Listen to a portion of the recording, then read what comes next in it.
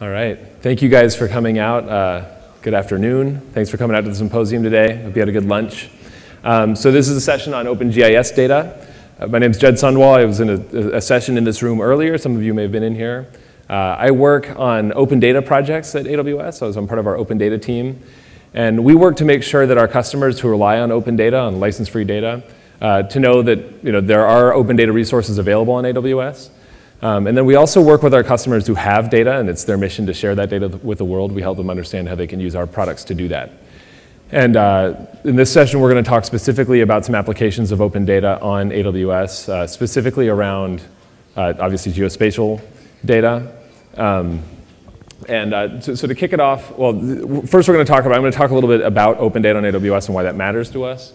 And then Konstantin Hatzis from a startup called Snapsat is going to present and talk about their application. And then Ian Dees from the OpenAddresses and OpenStreetMap project will come up.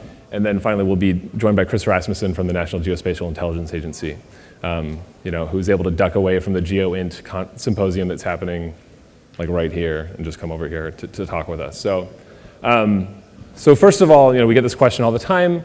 People are like, okay, open data, that sounds interesting. What is that? We use a very simplistic, this is the real definition of open data. It's license-free data. It's data that anybody can use for any purpose for free. We have a lot of customers, including Esri, the weather company, and the Climate Corporation, just as an example, whose work could not be done without open data. Their products exist because of open data and are made more useful because of open data. The value of open data when it's in the cloud is that people can spin up any of our compute resources and do analysis of that data without having to worry about acquiring or storing that data themselves. So to give an example of this, this also becomes really powerful when you have multiple sets of data that are available in the cloud so that you can combine them and recombine them and create new analyses and data products based on them. One example of a tremendously valuable open data set that's been around for a very long time is Landsat. So the USGS manages the Landsat program. They have for over 40 years. And we started talking to a lot of our customers who use Landsat data and realized that a lot of them were spending a lot of time downloading Landsat data, trying to find the right data that they wanted, and then were also burdened with the need to store that data so that they could store it near some sort of computing resources that they could do analysis of it. And all that stuff, just the capital expense of storage alone is expensive, but it's really the time that becomes really, really expensive.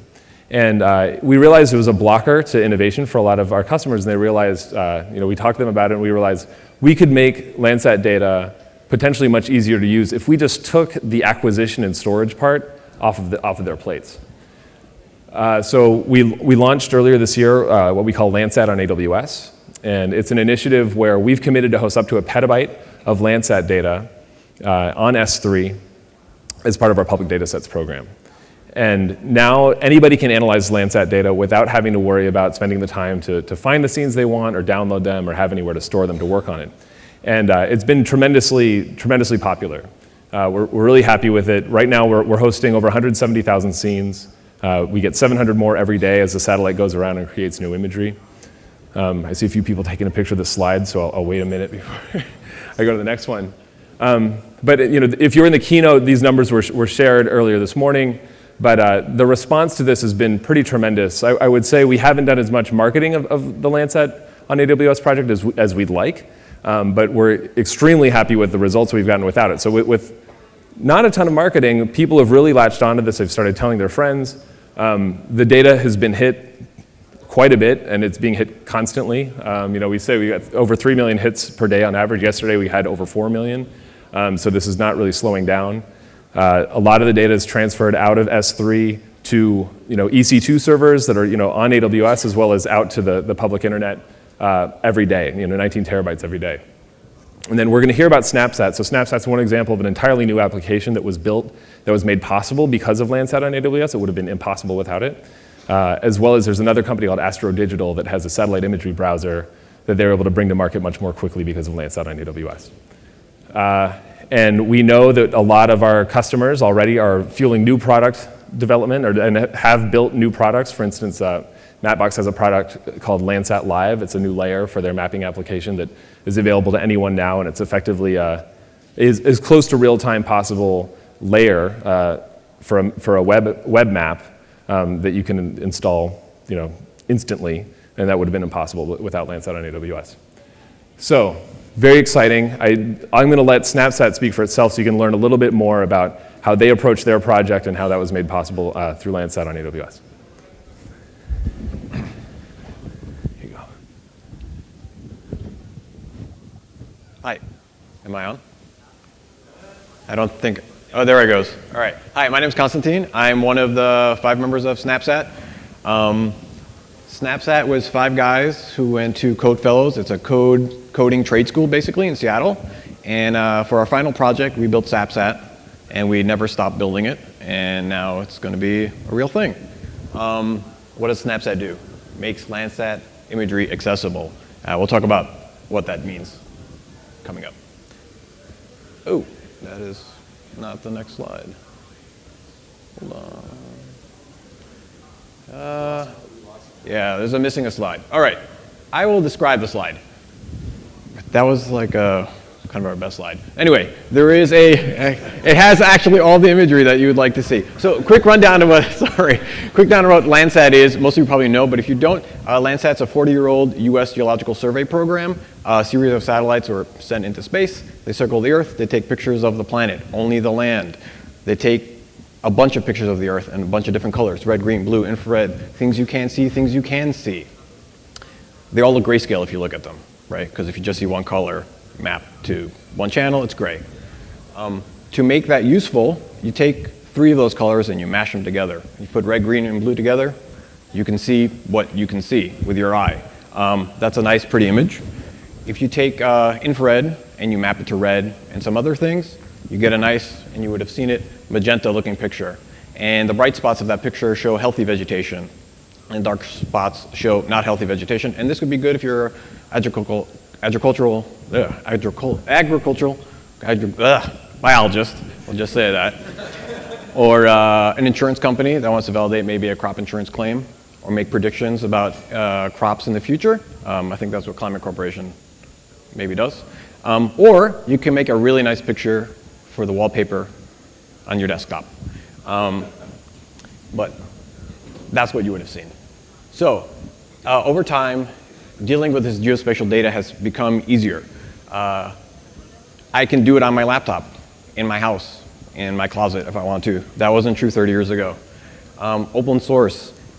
The software, like GDAL, other things like that, to process this imagery is written by lots of people all around the world who really love this stuff. And it's free, and it's there, and you can grab it. We were able to grab it and do this thing. Open data. Landsat data is open and free to the public. You paid for it with your tax money. I think many years ago you had to pay a little extra to get it. Now you can just go grab it. This is to illustrate how hard it used to be. This is our favorite piece of feedback we've ever gotten on Snapsat. Brilliant. This is the greatest leap in facilitating the use of satellite data I've ever seen. In 1990, it was a $50,000 SGI workstation, another $20,000 machine, $20,000 worth of software, and the image cost you $625. Clearly, this is our favorite piece of feedback. I hope he's not exaggerating. I don't think he was. It's getting better, but you still have to learn a bunch of stuff to do that, to make those images, right? You need to understand the command line. A lot of the tools really don't have like a GUI. If you've never used the command line before, that's a learning bit. What tools do you use? Bing, Google, your friends, they'll tell you, but you still have to spend time getting them. How do you configure them? If you've used a piece of software only used by a few thousand people, the guides aren't really that great. The help box is empty. The guy's blog tells you how to do something, but it doesn't work in the version you have. You're banging your head all the time. Time. To get the images to compose, you have to download from Landsat 8 anyway, like a 1 gigabyte file that has like 12 images in it.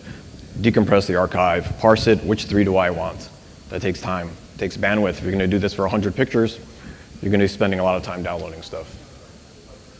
I guess just to say, I think the first time I did this, it took me like 3 hours, which maybe says something more about me than the rest of you, in the process. So the new process, the Snapsat process, is open your browser, move the mouse around, make a few clicks, and 3 minutes later, you have your image in your email. All right. So we flattened the curve a bit, right? We made it easy. You want to eat pie, we make the pie for you. You don't have to bake it. Why now and why us? Jed kind of covered this already because of AWS Public Dataset Program. They convinced the government, don't host all the data on your data center in South Dakota with your not so great website, give it to us. We'll put it in an S3 bucket.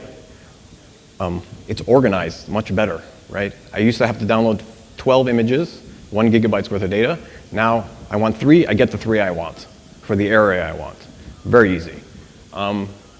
If I build my application, which we did on a EC2 instance, moving that data from the bucket to the EC2 instance is a flash, right? There's like basically no time from when the person says, I want this, to when I start processing the information.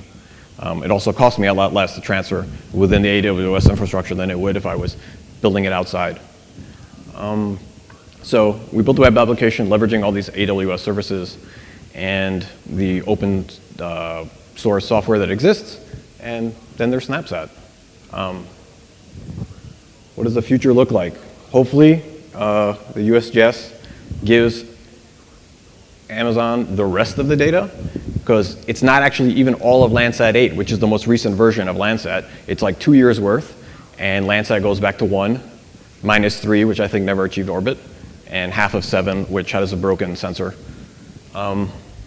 What's the future for Snapsat? Well, I told you, you can click, in 3 minutes you get an image. The problem is it's a image. A image is not really good for science. It's good for your wallpaper. But if you want to see how crops changed over time, how a landslide affected an area, or a drought, or something like that, you need to know what happened before and after. And maybe you want that over a certain amount of years. And that requires hundreds of images, thousands of images. Right now, the images are predefined, the borders, right? It's just what Landsat takes a picture of. It's like 180 square kilometers. Most people don't care about 180 square kilometers. They care about maybe a farm, right? Or 100 farms, which is still not that big. So we want Snapsat to be able to, I define the area you want to see, and we'll crop that out, and that's the only thing you'll get, which is also a lot more manageable for the user, right? Because they don't want a 100 megabyte file when they can have a 5 megabyte file. And so that's us. We're going to build an API. It's in the works. You're going to be able to tell it, I want this area for this date range. It's going to blast you with a bunch of images. Do whatever you want with it. Pay us a little money. You guys make a ton more money. And that's it, I guess. Oh, special thanks to Amazon Web Services, Jed Sundwall, Codefellows, where we learned how to code, Chris Ewing, our teacher at Codefellows. Email us, suggestions, feedback. What else do you want Snapsat to do? Do you have another problem that involves geospatial data? We'll solve it for you. There's it. Thank you. Thank you. Sorry. Just so you can get that, you should email them. These guys are great. So thank you for that. We're really, really pleased with what Snapsat's been able to do, and happy that we were able to support that project. So up next we have Ian Dees from, he works on OpenStreetMap, and he's also one of the main guys behind OpenAddresses. And we invited him to come out and talk about crowdsourcing geospatial data and how crowdsourcing is actually proving to be a really useful way and powerful way to generate extremely valuable GIS data sets. Here you go. Thank you. Good afternoon, everybody. My name's, excuse me. My name is Ian Dees, as Jed said. I am a board member of OpenStreetMap US, and I also am a co-founder of OpenAddresses. So when you guys use maps and GIS data, how do you find where you are other than pulling out your GPS?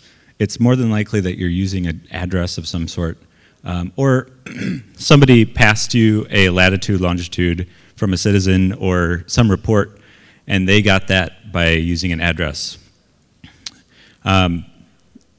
Address data is really hard to come by, and the process of converting the address to a latitude, longitude is known as geocoding. And it turns out that there aren't very many companies out there that will do that for you. The one that's really good is Google, and there's several others that do an adequate job, and I'm sure I'm probably making some people unhappy by saying that, but Google's is really the only one that will work in a vast majority of cases. They have a lot of data about who and what people are looking for, and they use that to improve their geocoder, where a lot of the other places don't have that same feedback. So we're trying to make that, OpenAddresses is trying to make the process of building a geocoder easier by making the data available in a more easy to use and find format. Previously, you would have to go and find all this address data from the cities and the states and the counties and local municipalities around the world and pull that together, do some ETL on it, and make it fit into your format that you're looking for. The goal with OpenAddresses is to do that for you, so you only have to do it once, or sorry, you only have to download the data after we do it. And then by having the data be open and available, the goal is that we can show other people and other municipalities that that's a popular model and it's useful and that they should do it too. So you guys might have heard of OpenStreetMap. Can you raise your hands if you have? Awesome, good job. So OpenStreetMap is the Wikipedia of maps. Anybody can go there and sign up, create an account, and change their map in their area. I encourage you all to go and try it. But in terms of addressing data, they don't do a very good job because address data is really difficult to enter using the existing tools. And it's also not really obvious when it shows up on the map. It's just a tiny little number next to a road. And so there's only 51 million, I updated the slide last week, address points and address ranges in the data set. And that's coming from 30,000 monthly active users. OpenAddresses.io, the project that we are running, has just over 160 million, and we've got 50 people working on it. I'll explain the difference there in just a sec. OpenAddresses.org is an older project that is trying to do the same sort of thing that we are, but they kind of they focused on Europe and kind of fizzled out after a little bit. I believe it was a doctoral project, and they ran out of time. And then OpenAddresses UK is a project that's trying to collect. It's the fallout of what happens when a government it initiates a public-private partnership, and that data becomes private and can no longer be easily accessible. So OpenAddresses UK is building up the data set basically in parallel by asking everybody what their address is and building up a data set of that and then releasing that. Even though the data already exists, this time it's public.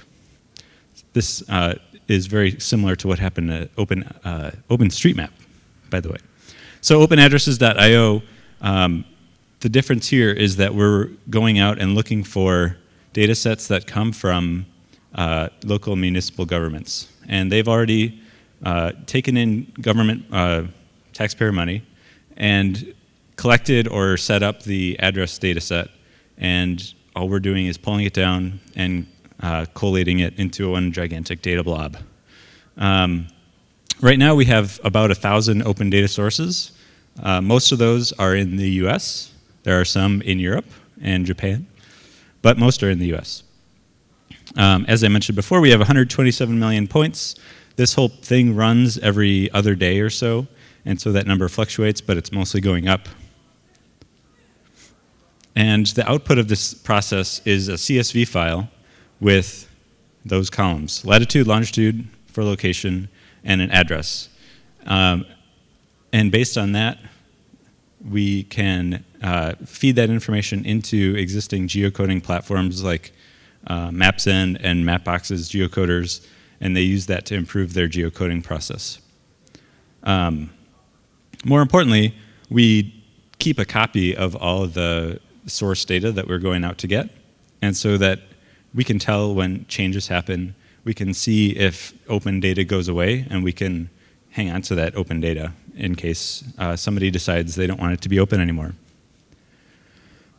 So next, in terms of the project, we're hoping to shoot for getting a lot more data sets internationally.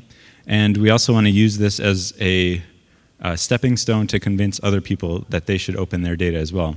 So if any of you are a steward of data set that's similar to parcels or addresses, I'd love to talk to you about getting your data open. There's some other interesting things that we can do now that we are keeping track of all this source data.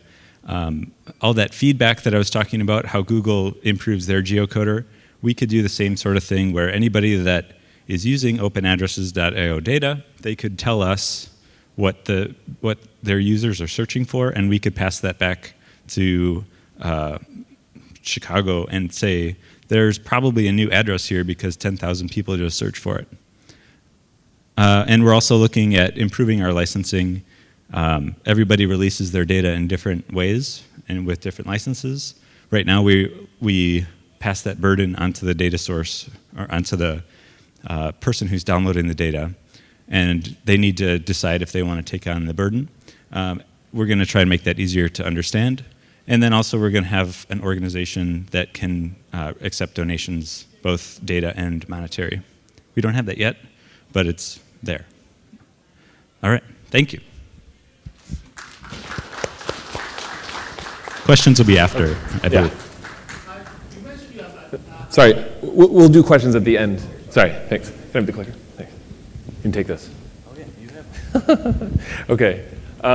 You're mic'd. Okay, so everybody, this is Chris Rasmussen from the National Geospatial Intelligence Agency. I'm going to let him give a fuller bio, but Chris is effectively the open source and open data guy at the National Geospatial Intelligence Agency, which I'm sure he's sick of hearing this, but I know a lot of people think that's like oxymoronic, but he's going to tell you why that's not the case. So thank you for joining us, Chris. Thanks. Oh, you don't need this. I don't need that. Yeah, okay. We had a corporate slides issue, so we're going to do this the old-fashioned way. We can do this mostly over your phones when we get to the GitHub section. So my name's Chris Rasmussen. I wear two hats. I am the lead for public open source software development at the agency, and I'm the program manager of the GeoInt Pathfinder program. Let me start with what the GeoInt Pathfinder is and give you a little backstory on the commoditization of GeoInt. The future of our organization does not lie in classified sources. So our organization, if you look at its history, it was founded looking into closed societies with closed systems, things that you can't see that were classified. However, if you look at the commoditization rates in space, particularly with the small sat constellations coming online, and the amount of social media and people taking pictures, and each phone is a sensor on the ground with open data, there's just massive commoditization and commercialization of what used to be a government-held monopoly. So what the organization needs to do is to figure out how to derive most value from unclassified sources and then focus the remaining niche using the classified system. So the organization needs to be completely inverted. Right now the base is classified operations and we sprinkle a little open source on top. That needs to be completely inverted. The workflow, the culture, the hiring, everything. The base needs to come from unclassified, and then we need to focus the classified sensors on the remaining niche and not defaulting to them. Because if we continue to default to them, we're going to be irrelevant. So the question is, what is original GeoInt content in a highly competitive environment, and what niche can we derive from unclassified sources? So in order to do this, the Pathfinder program is we're going to get out of our building, the secret secure building, move off campus to an unsecure, it's just a building with a Wi-Fi bubble. Of course, we have great AWS compute resources in place. We have an awesome social media kit, basically supplied from GNIP and DataSift. We have a very strong commercial database, and we're going to derive as much unclassified value as we can. We have access to several emerging small-sat vendors, their APIs. We have about 20 analysts, and we have about 5 to 7 developers. So the end user to developer ratio and data science ratio is about 4 to 1. So that's really good feedback to iterate to create this new value. So that's the experiment. And the lessons learned, the policy rewrites, the governance, the hiring practices, even this question, which we recently sent back to an oversight committee in Congress. Are clearances necessary for employment? Not necessarily. So we just hired our first person on the spot, uncleared, with get a clearance later. This could grow, and the Pathfinder program could help flesh this out. So if we are interacting with your company, for example, at origin, and the expectation is to stand up good APIs and we can interact with you at origin over the net in a platform and converse, why do I need to clear you to come into a secret facility? It's unclassified. Now, unclassified doesn't always mean public. Unclassified can mean public for official use and then limited distribution. So I'm not just talking about public open data, but there's a large part of that.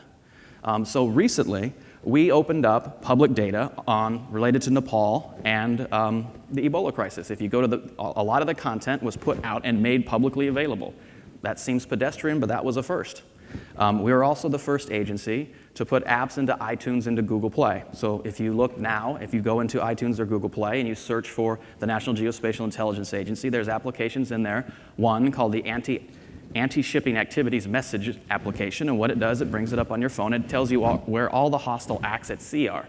So if you're really concerned on your Caribbean cruise, if anybody's gotten close, bring up the app. That's available to the public. The other one that we made was called the Disconnected Interactive Content Explorer. That's also available in iTunes and Google Play. What it does is we have a lot of military operators and first responders that do not have access to the internet. Cell towers go down, things are high up in mountains, but they still need kind of drive-by-driving navigation. So what this system does is you can pump a bunch of HTML, CSS, and JavaScript into this system, and it operates pretty much drive-by-drivey, and you can do little annotations when it's not connected to a network. So that's available to the public as well. We were the first intelligence agency to open a brand account and open source software in GitHub. This was about a year ago. So if you look now on your phones, if you search NGA and GitHub, that would really help walk through the slides that I was going to talk about, the specific applications that are now available to the public. The first application was called GeoQ. The agency has a disaster and response mission. So it's kind of like the National Guard. If things get overwhelmed, the state will tap the National Guard to come in. Same thing here. If there is a domestic situation or even a foreign situation where a lead federal agency like FEMA needs help, they tap us and we come in and help them. One of the applications that we built to do disaster response was called GeoQ, and that was the first thing that we put out on GitHub, and it was a real hit. So there was some novelty in the fact that it's an intelligence agency putting something on GitHub, and there were some other organizations, the Department of Defense and some other organizations that were in GitHub, but they would name the accounts after the project. You had to know the name of the project to find the thing, rather than under a brand account, the NGA official account. So this software, what it does is, so if there's a disaster and people need to exploit an area to see how the extent of the damage, it breaks work roles into like little square boxes. You can always tell what each person is doing, so people don't duplicate effort when you're doing damage assessments and things like that. And that was a real hit that went out. The things that are out there, there's a system called Hootenanny, which we just released this week. It's conflation software. So what it can do is it can take massive vector sets in OpenStreetMap or whatever, and what it does, it mushes them together, and it looks for the differences, and it lets the user decide on the gold standard output. So that's really cool. We spent millions of dollars on this thing, and now it's available to the public to use and fire up. It's only been out there for a week, and we've already got quite a few contributions to it. So that was open sourced. Another one was called GeoWave, and this puts a spatial temporal index on top of a Cumulo, which a Cumulo was developed by the NSA cell-level security database that they open sourced about 2 years ago. Because if you look at the big data ecosystem, a lot of things are designed for text purposes, and geospatial is kind of an afterthought. So you have to put a layer on top of those things. What's interesting about GeoWave is that NGA, this sounds strange again, is we are a part of the Google Summer of Code program. And GeoWave is on the docket to swap out a Cumulo for HBase. That's one of the tasks. But for an intelligence organization to be in a high-profile global open source hackathon-like thing is pretty cool. And we've done this very, very quickly. So it may sound strange, but intelligence doesn't always equal secrecy. That comes from our history, but that's not the case. If the information that you need to know is wide out in the open, you don't need to go send a spy.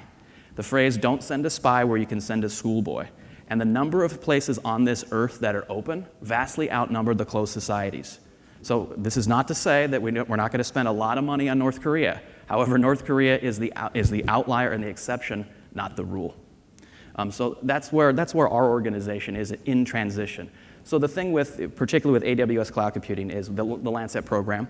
In the Pathfinder lab, the blog came out that you guys put that Landsat in the big S3 bucket. One of our guys grabbed Libra open source viewer, boom, threw it in there, overlaid social media, went into Flickr and said, pull down pictures of suspension bridges and all this stuff, and we had Landsat with a viewer overlaid with all kinds of social media, geolocated, heavy emphasis on video and construction activity in 20 minutes.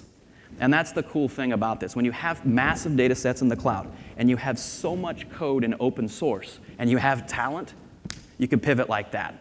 So we don't have to try, this is kind of geeky intelligence community speak, but we don't have to sit there and they call it the high side. It's the classified network. It's physically disconnected from the internet. It's a felony to connect it to the internet.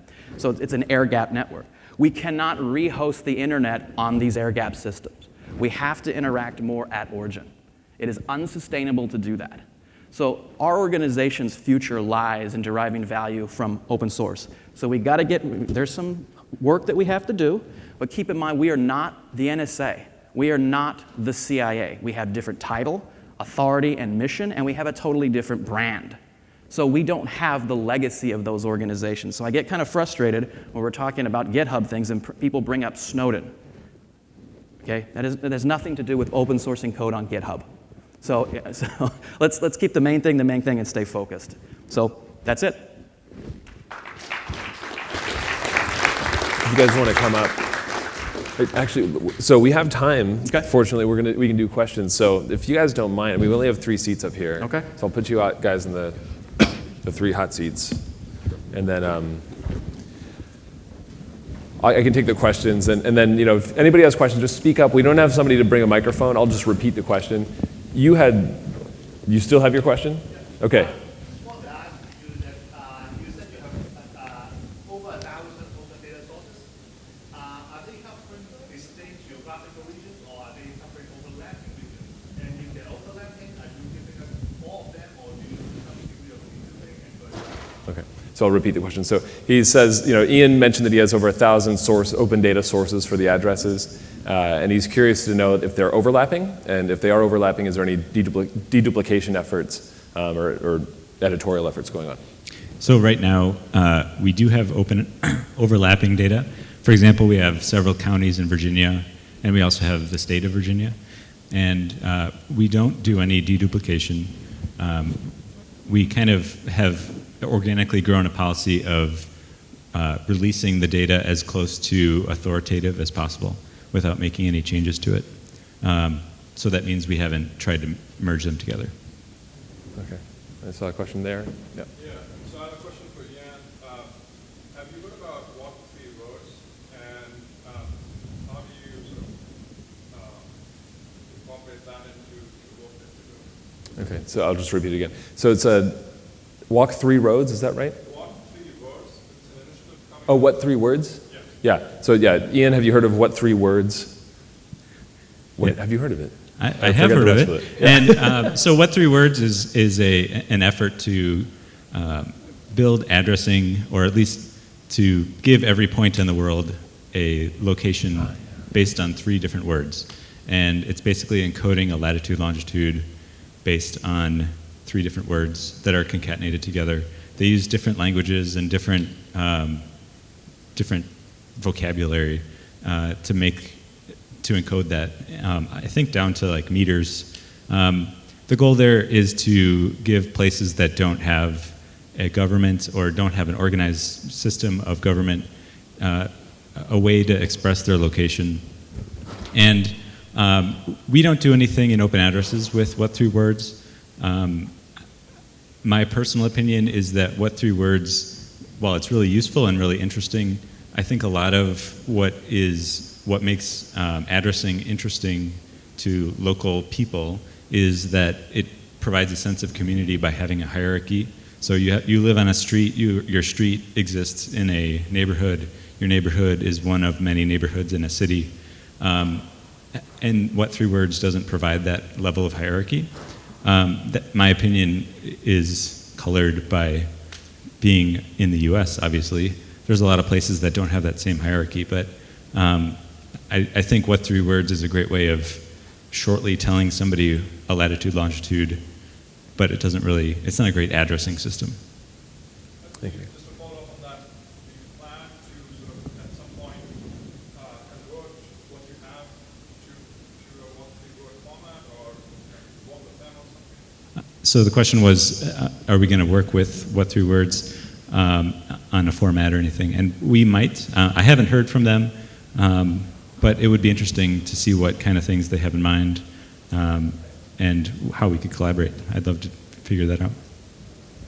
You got a question? Yeah. Yeah, I actually have a question for AWS. Sure. Are you guys planning on pulling down any of the more historical Landsat images, like earlier than Landsat days? Yeah, it's a good question. We get that a lot. So the question was, are we planning to make available any other historical Landsat data? We're thinking about it. So when we launched with, I guess we launched on March 19th. So by that time, we had every scene that had been acquired in 2015 and about 50,000 cloudless scenes from 2013 and 2014.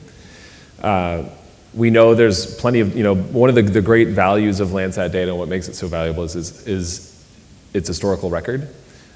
We've committed to hosting up to a petabyte of data, and we have a little wiggle room in there to bring on some old stuff. And what we haven't figured out yet is which. So it's Landsat 7 most likely, but we might not be able to bring on like everything in the world. And so we have to make an editorial decision. And so we're still just watching and seeing and talking to our customers about what they're using and figuring out like what's the best decision to make. But ultimately what we'd like to see is figure out a way that, like a sustainable way to have the entire Landsat archive in the cloud.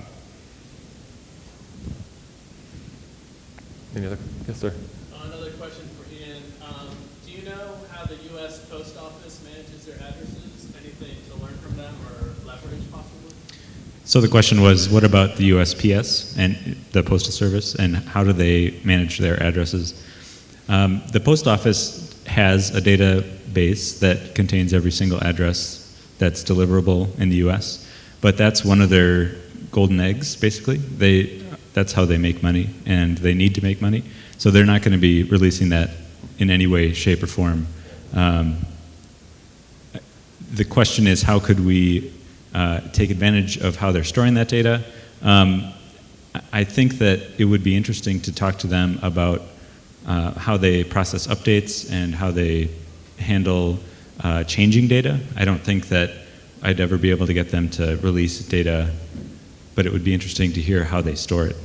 Another interesting question that comes up about that a lot is the Census Bureau. They are another national agency that stores everybody's address, and they are working on a system that sits outside of their legislated firewall. Basically, the Census Bureau is not allowed to share any PII, basically. And they're working on a system that sits just outside that firewall where local governments can send in data and Census can work on improving it and sending it back with the goal of telling the local governments better, giving them better data. But I don't think that that's going to be open data. I haven't heard otherwise yet.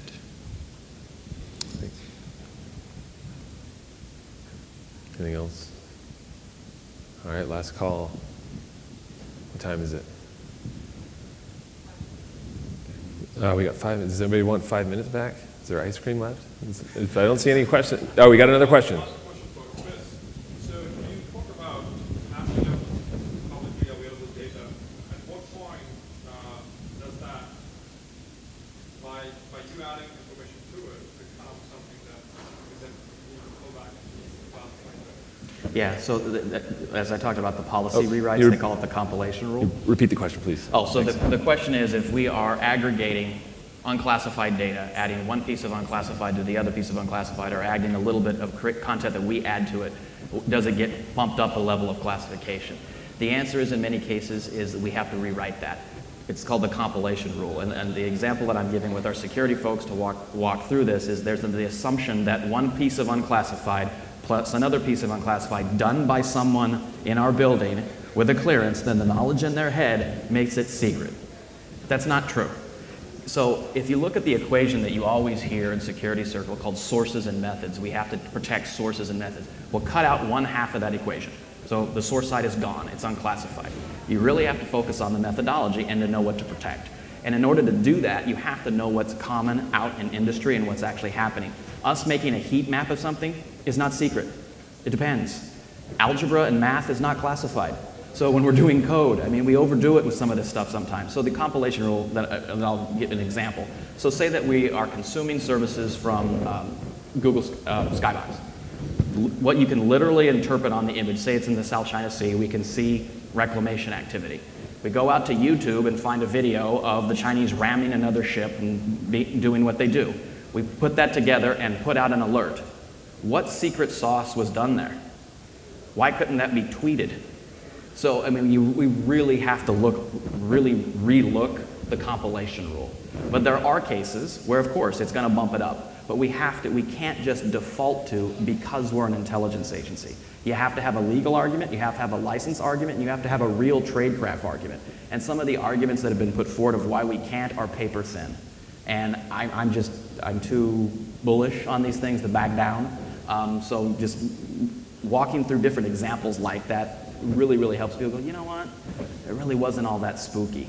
But the short answer is we have to rewrite a lot of policy for clarity, because a lot of our folks they've been in a classified environment, right? There is, of course, internet access, and it's gotten a lot better, but our culture was not built from the ground up in a world where there's mostly open data. So kind of the thing that I think of, if there was a geospatial intelligence agency formed today, what would it look like?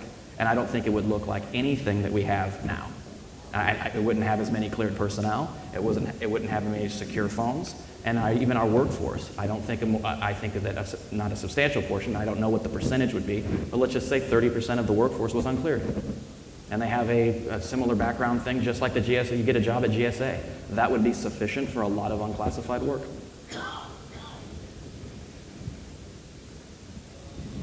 Any other questions?